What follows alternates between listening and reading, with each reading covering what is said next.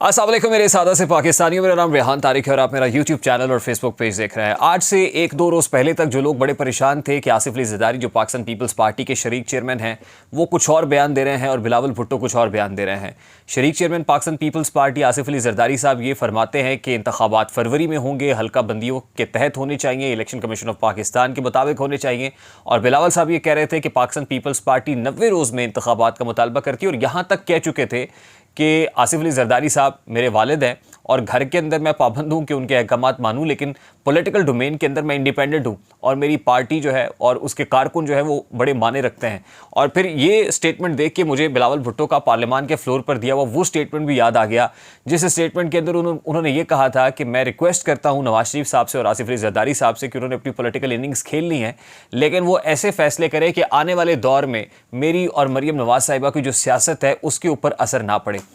अब बहुत सारे लोग ये सोच रहे थे कि हो क्या रहा है, पाकिस्तान पीपल्स पार्टी के अंदर दो ओपिनियंस पाए जाते हैं।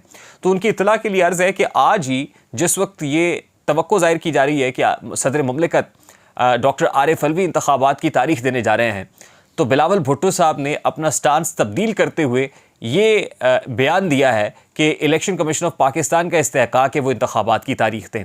यानी इससे दिखाई ये देता है कि जो कुछ हो रहा है ये नूरा कुश्ती है। यानी दिखाया ये जा रहा है कि गुड कॉप बैड कॉप, यानी एक तरफ तो जारहाना हिकमत अमली है, जारहाना इनिंग्स हैं, और दूसरी तरफ से आसिफ अली जरदारी साहब ये कहते हैं कि इंतखाबात इलेक्शन कमीशन के तहत होंगे, फरवरी में होंगे, नई हल्का बंदियों के तहत होंगे। तो इसका मतलब ये कि इंटरनली सारे एक सफ़े के ऊपर हैं और सब ही इंतखाबात को डिले करना चाहते हैं। और हम तो ये कह रहे थे कि जिस वक्त CCI के अंदर मुराद अली शाह साहब ने इंडोर्स किया था नए सेंसस को, तो इसका मतलब यह है कि पाकिस्तान पीपल्स पार्टी की थॉट रिफ्लेक्ट हुई थी और मुराद अली शाह, आसिफ अली जरदारी और बिलावल भुट्टो की गो हेड के बगैर तो कोई फैसला नहीं कर सकते हैं। तो ये बात तो तय हो जानी चाहिए कि पाकिस्तान पीपल्स पार्टी भी इस फैसले में साथ है।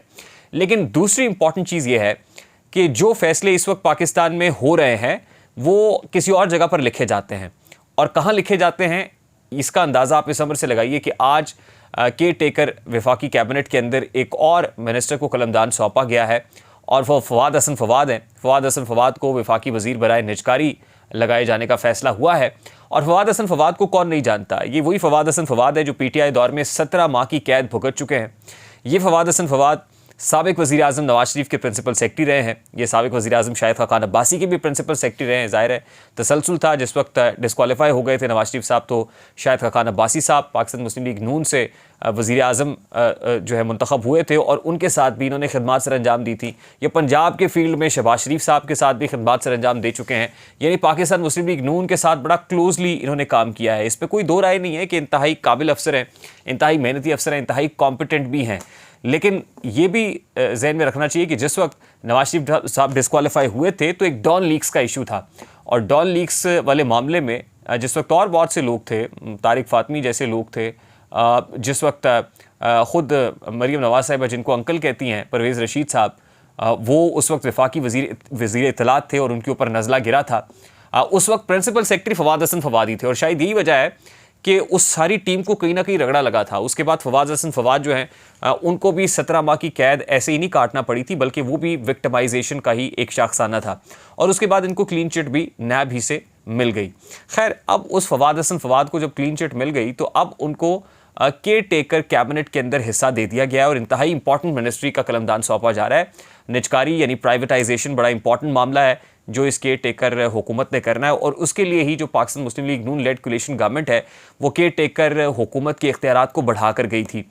तो फवाद हसन फवाद की केयर टेकर कैबिनेट में मौजूदगी ये पता बता रही है कि इसके पीछे जो फैसला है वो पाकिस्तान मुस्लिम लीग नून के कायद मियां नवाज शरीफ का है, जो लंदन में बैठे हुए हैं। यानी लंदन से कुछ फैसले बड़े इंपॉर्टेंट नौयत के हो रहे हैं, और आहद चीमा के बाद ये दूसरे आदमी हैं। आहद चीमा वो ब्यूरोक्रेट रहे हैं जिनको भी विक्टिमाइजेशन का निशाना बनाया गया। शहबाज शरीफ साहब के साथ बड़ा क्लोजली इन्होंने काम किया। उस वक्त ये शहबाज शरीफ साहब के मावन खुसूसी के तौर पर भी काम करते रहे। अब भी कैबिनेट में मौजूद हैं, केयर टेकर कैबिनेट में भी हैं ये, और फवाद हसन फवाद भी आ गए हैं। यानी दूसरा एक इंपॉर्टेंट साबिका ब्यूरोक्रेट है जो पाकिस्तान मुस्लिम लीग नून के बहुत क्लोज है और अब इस वफाकी काबीना के अंदर है।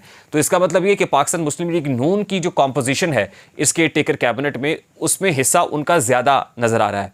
तो फिर ये सवाल तो उठता है कि क्या ये वाकई गैर जानिबदार वफाकी काबीना है। गैर जानिबदार तो ना हुई, और आने वाले दिनों में इंतखाबात में ज़ाहिर है सवालिया निशान भी उठेंगे, लेकिन इस वक्त जो फैसले हैं वो लंदन में हो रहे हैं और उन फैसलों को एग्जीक्यूट करने के लिए सपोर्ट पाकिस्तान से मुकम्मल तौर पर दी जा रही है। अब इनकी मौजूदगी से इस कैबिनेट में बहुत सारे सवालात उठते हैं। क्या ये पाकिस्तान पीपल्स पार्टी को कोई पैगाम है? फिर सवाल तो ये भी उठता है, क्या नवाज शरीफ साहब और उनके करीब डॉन लीग्स वाले लोग जो डॉन लीग ज़्यादा थे, क्या अब वो क्लियर हो गए हैं, दूध से धुले हो गए हैं? अगर वो क्लियर हो गए तो क्या नवाज शरीफ को भी गो हेड मिल गया है, क्लैरिटी मिल गई है, क्लीन चिट मिल गई है? क्या उनके लिए भी इस्टेब्लिशमेंट ने ग्रीन सिग्नल ऑन कर दिया कि वापस पाकिस्तान आ सकते हैं? और क्या ये नवाज शरीफ की पाकिस्तान आमद के हवाले से तैयारियों का ही एक शाखसाना है कि अब उनकी तैयारियां प्रैक्टिकली शुरू हो गई हैं? और फिर सवाल तो ये भी है कि अगर इंतखाबात को वाकई फरवरी मार्च तक या उससे आगे भी ले जाने का प्लान है, तो क्या नून लीग ने अपनी फील्डिंग सेट कर दी है कि आप जहां तक मर्जी खींच लें, टीम तो हमारी बैठी हुई है और हमारे ही फैसले इंप्लीमेंट होंगे? फिर इंपॉर्टेंट चीज़ ये है कि कुछ लोगों का तासुर ये था कि जो लंदन प्लान था उसके मुताबिक फ़ैसले हो रहे हैं। लंदन में जो कमिटमेंट हुई थी किसी को अपॉइंट करने की, उसको अपॉइंट कर दिया गया।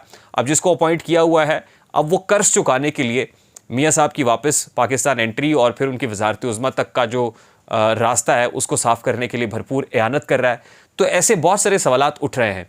लेकिन एक इम्पॉर्टेंट मामला और भी है, और उसके लिए ये वीक जो शुरू हुआ है वो बड़ा अहम गर्दाना जा रहा है, और वो ये है कि DGISI lieutenant general Nadeem Anjum को कोई एक्सटेंशन मिलेगी या उनको बतौर DGISI उनकी मुद्दत में तोसी नहीं की जाएगी। ये इसलिए अहम है कि इस हवाले से भी बहुत सारी सियासी शख्सियात की फरमाइशें हैं, और वो सियासी शख्सियात कौन सी हो सकती हैं? वही जिन पर लंदन प्लान का इल्ज़ाम लगाया जाता है, जो लंदन में बैठे हुए हैं। कुछ लोग उनके फेवरेट भी हैं और कुछ मुतालबे भी वो कर रहे हैं कि इनको उनकी जगह पर रखा जाए। अभी जब तक कम से कम चेयरमैन PTI और साबिक वज़ीर आज़म का कोई ठिकाना नहीं तयन कर लिया जाता कि वो उनको कहाँ भेजना है या अल्टीमेटली उसका फ़ैसला क्या होना है, जब तक PTI मुकम्मल तौर पर फोल्ड नहीं हो जाती, जब तक कुछ सियासी डिसीजंस नहीं ले लिए जाते, जब तक बिल्कुल जो है मैदान साफ़ नहीं कर दिया जाता, तब तक इनको DGISI के ओहदे पर रखा जाए।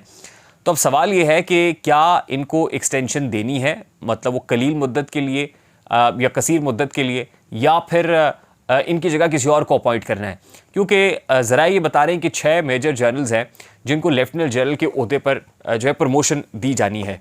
उनके अंदर से DGC major general Faisal Naseer भी हैं, मेजर जनरल हैं, उनको लेफ्टिनेंट जनरल होना है।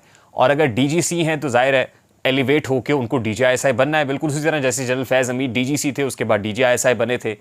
तो ज़ाहिर है फैसल नसीर साहब भी ये चाहेंगे कि अगला जो स्टेप है वो DGISI का हो।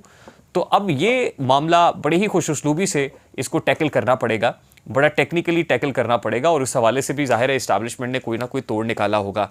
लेकिन इंटरेस्टिंग ये होगा कि अगर एक्सटेंशन दी जाती है तो देखना होगा कि कितने टेन्योर के लिए, कितने अरसे के लिए दी जाती है। 7-8 माह के लिए दी जाती है कि इलेक्शंस अगर जल्दी कराने तो ठीक है, 7-8 माह में भी काम हो जाएगा।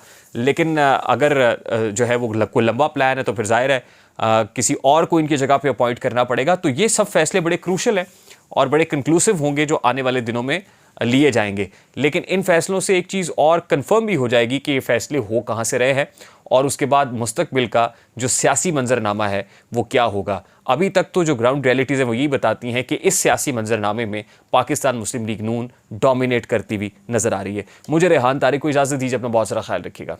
अस्सलाम वालेकुम।